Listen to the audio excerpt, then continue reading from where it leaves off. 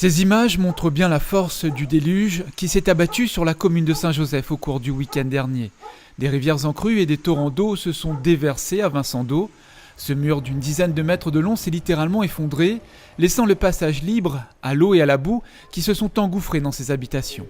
Plusieurs familles ont tout perdu, comme Wendy Payette. Ici, on avait de la terre tout jusqu'à la porte. Ils gagnaient plus ouvrir les portes en bois. Les gens la raclaient tout. Tu vois mon béton, les neuves. Là, mon apporteur de morceaux de trottoir pour essayer d'éviter. Les pompiers de Saint-Louis que m'y remercie parce que ils sortent loin. Et l'eau l'a rentrée dans toute la maison. On n'a plus rien. Même l'armoire là encore sur pied, mais il faudra vider. Nous n'a plus grand-chose. Le préfet, le sous-préfet, le président du département ainsi que les maires de Petite-Île, de Saint-Joseph et de Saint-Philippe se sont rendus sur place pour constater l'étendue des dégâts. Tous se mobilisent, comme le département, pour aider les familles. Nous avons un service des interventions qui est disponible, mais qui avec des travailleurs sociaux qui vont faire une évaluation pour chacune des familles impactées par cette crise, justement de ce que nous pouvons apporter. Nous le faisons en lien, je le dis, avec le CCAS de la commune de Saint-Joseph, parce que nos travailleurs sociaux sont là aussi, pareil, en coordination avec les services sociaux de la commune. Mais d'ores et déjà, nous avons des dispositifs comme le chèque d'accompagnement alimentaire, hygiène, qui peut être mobilisé. Je voudrais aussi dire que quand il y a des dégâts sur les habitations, autant que faire se peut, nous avons aussi donc un dispositif d'amélioration de l'habitat qu'on va pouvoir donc mobiliser pour accompagner ces familles. Mais la solidarité départementale, elle s'exerce en lien avec les communes et bien sûr avec la commune de Saint-Joseph ici. Les communes les plus impactées, comme Saint-Joseph et Saint-Philippe, demandent la reconnaissance de l'état de catastrophe naturelle et la mobilisation des fonds de secours outre-mer. Les équipes des unités territoriales routières du Sud sont mobilisées depuis plusieurs jours pour remettre en état les axes de circulation. Ici, dans la journée de samedi, on a eu une arrivée d'eau de la ravine Dominique et qui est passée sur la route et qui a emporté toute la chaussée. Donc on a fait intervenir nos équipes dimanche matin et on a pu réouvrir une voie de circulation dimanche après-midi en fin d'après-midi. Le Sud Sauvage a été très touché, la Petite-Île, Saint-Joseph, on a été justement sur Saint-Joseph, la région de Bézave, là-haut, donc aujourd'hui c'est rétabli. Je veux dire, il faut féliciter justement les services routiers du département, comme j'ai dit tout à l'heure, ils ont été très réactifs. Des intempéries qui montrent l'importance du plan radier lancé par la collectivité qui vise à sécuriser les radiers submersibles. Une trentaine ont d'ores et déjà été supprimés sur les 156 recensés.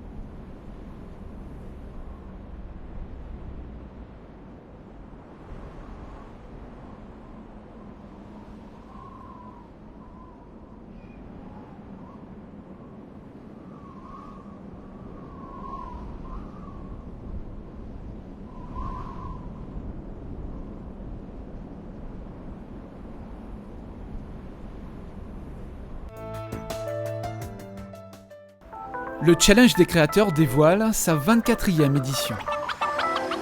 Un concours qui valorise les demandeurs d'emploi qui font de la création d'entreprise une valeur de l'insertion professionnelle. Donc les modalités de cette année pour être éligible au concours du Challenge des créateurs 2021, 24e édition, ça va être ouvert donc aux entrepreneurs qui ont créé leur entreprise entre le 1er juillet 2019 et le 31 décembre 2020.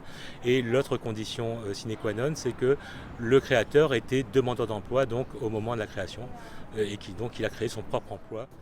Un challenge qui garde les mêmes formules, 7 catégories de prix récompensés avec chacune un lauréat et un finaliste, des dotations financières et de l'accompagnement stratégique auprès des partenaires du réseau Point Chance. Notre population réunionnaise qui connaît vraiment les effets néfastes du chômage, moi j'ai envie de leur dire, n'ayez pas peur, lancez-vous. On est là avec les chambres consulaires, on vous accompagne sur le montage du projet. On vous accompagne avec des dispositifs financiers, quel que soit votre âge. Il y a des dispositifs financiers au sein du département. Il y a les chambres consulaires qui sont là aussi pour vous écouter, pour vous accompagner. Il y a la chambre des experts comptables qui sont là aussi pour donner des bons plans d'organisation au niveau de la gestion financière. Donc, osez. On compte aujourd'hui 114 lauréats du Challenge des créateurs depuis son lancement en 1998. Jean-Wally Romelli en fait partie. Il a gagné en 2020 le prix de l'innovation pour sa technique de couverture des toitures en chaume de vétiver. La notoriété par rapport aux produits que nous défendons depuis avant et aujourd'hui il est valorisé par rapport à ce concours. Il est gratifiant et voilà quoi. C'est que du bonus quoi. Les inscriptions sont ouvertes sur le site du département au www.département974.fr. Vous avez jusqu'au 17 octobre à minuit pour participer à cette aventure des créateurs d'entreprises.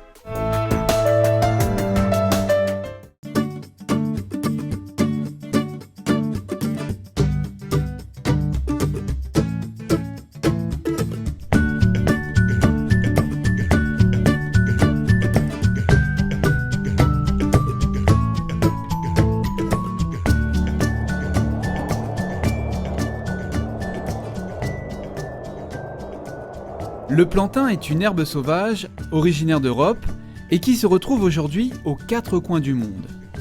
À La Réunion, il existe le gros plantain, reconnaissable par ses larges feuilles, et le petit plantain, au feuillage plus allongé. Le plantain. À La Réunion, on a 2 qualités plantain. On a le gros plantain, qu'on trouve plutôt dans les bas, aussi comme là dans les hauts, parce que dans le monde a semé, ou bien les oiseaux apportent le grain. Il nous reconnaît Ali parce que le feuille est plus large par rapport aux petits plantains que nous trouvons dans les hauts, dans le carogéranium ou dans le carocane. Donc ça là, le gros plantain, on appelle ça plantain major. Il vient peut-être d'Europe ou là-bas, pays d'Afrique. Le monde amène ça au début quand on arrive à La Réunion, il a propagé. Il propage facilement parce que là tu regardes bien là, il sort des petits balais de graines comme ça, et là-dedans on a des milliers de petites graines qui tomatent. S'il va tout, s'il a tombé un coin où c'est que de l'eau, là moi pour semer là. Hein. On revient là dans 3 mois, le plantain est en carreau. Donc dans les pots là, mis 5 plantains comme ça. Et vite fait, on a un carreau plantain. Pour que ça, tout le monde utilise Ali. Que ce soit le petit plantain, plantain oreilles lapin, on appelle ça. Plantain oreilles lapin parce qu'il ressemble à des oreilles lapin vraiment. Ou bien le gros plantain, plantago major, plantain major, les feuilles les larges. Tout le monde connaît ça à La Réunion dans l'utilisation pour problème aux yeux quand on a conjonctivite ou bien qu'on a mal aux yeux. Donc le plantain est facile à utiliser, facile à trouver un peu partout où c'est que n'a pas trop encore exterminé à coup de désherbant.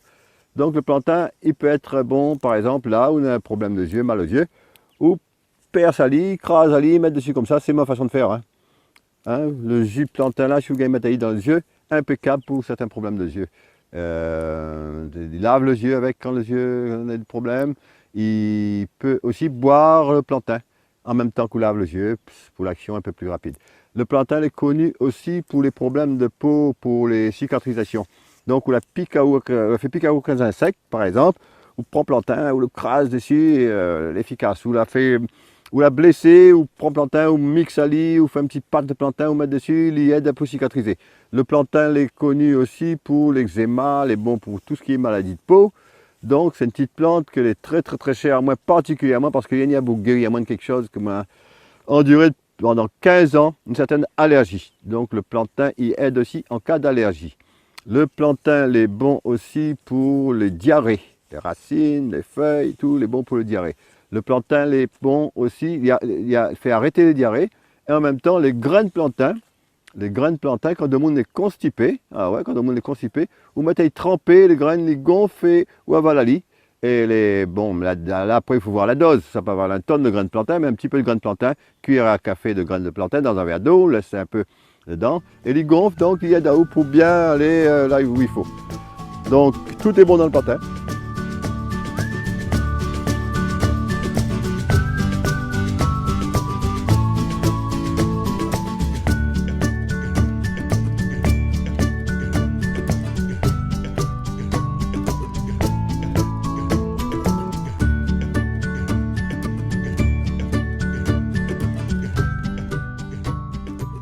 On a le choix, soit nous mettre carrément la tige comme ça d'un grand bouteille et puis nous mettre comme ça de tige de plante. Là c'est bois d'arnette que nous mettons dans macération d'un bouteille.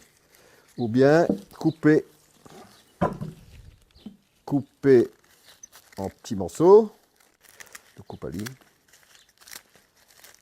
Branle blanc, les connus pour ses effets macération dans l'alcool pour les douleurs. Pas confondre avec le branle que nous trouvons plus souvent dans les Hauts de l'île. Différence est nette, hein, branle blanc et le branle balai. Voilà. Donc pareil, nous coupons ça en petits morceaux. Tout ça dans une bouteille avec de l'alcool dedans. Nous choisissons nous tout l'alcool pour mettre dedans. Quand on a assez de plantes dedans, il verse l'alcool dedans. À cette heure, nous va mettre un peu de l'alcool dedans, bien recouvrir à toutes les plantes.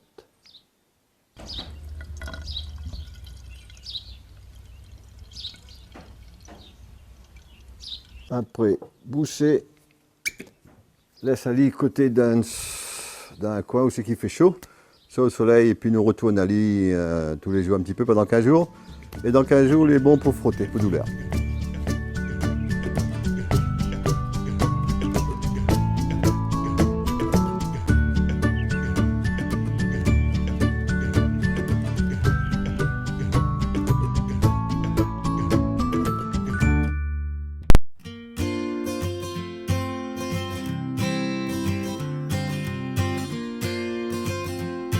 Vous êtes dans la forêt de Montverléau, donc sur la commune de Saint-Pierre, pour vous présenter une opération de restauration écologique pilote donc, sur cet espace naturel sensible du département.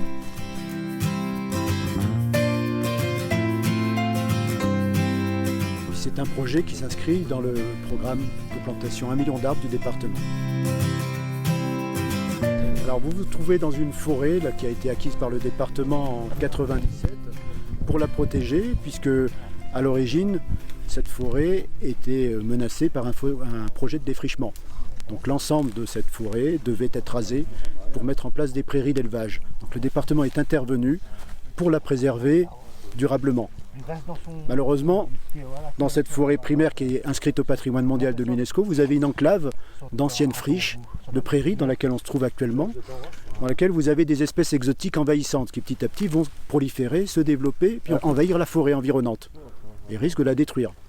Donc on intervient sur cette friche qui fait environ 6 hectares pour cicatriser en fait le milieu, c'est-à-dire qu'on va reboiser cette prairie avec des espèces indigènes pour refermer le milieu, pour refaire une peau si on veut et permettre à la forêt de s'installer. Et à terme on aura donc reconstitué la continuité écologique de tout le massif qui s'étend depuis la plaine des Grecs jusqu'à Notre-Dame de la Paix sur 800 hectares. Alors pour ce projet qui fait 6 hectares, là nous en sommes à la phase des essais préliminaires, des essais de mécanisation et de plantation.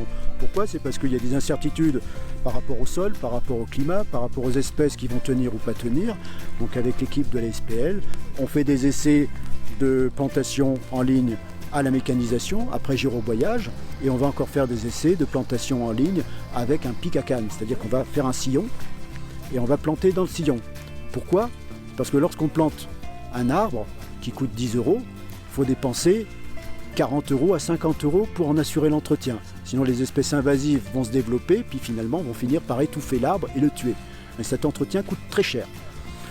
Donc l'essai consiste notamment à faire des essais de mécanisation pour limiter les coûts.